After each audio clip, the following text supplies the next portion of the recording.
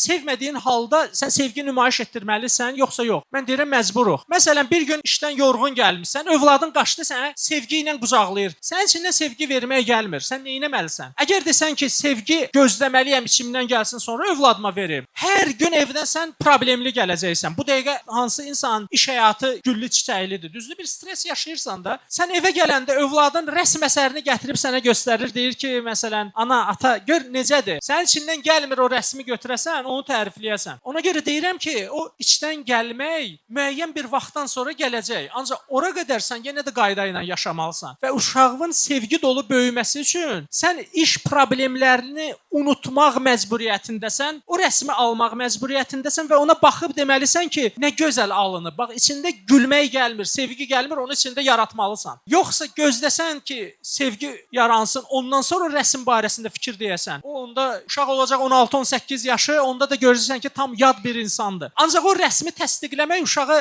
şəxsiyyət verməkdir. O insanda özgüvən yaranır və o yaxşı, layiqli övlad olacaq.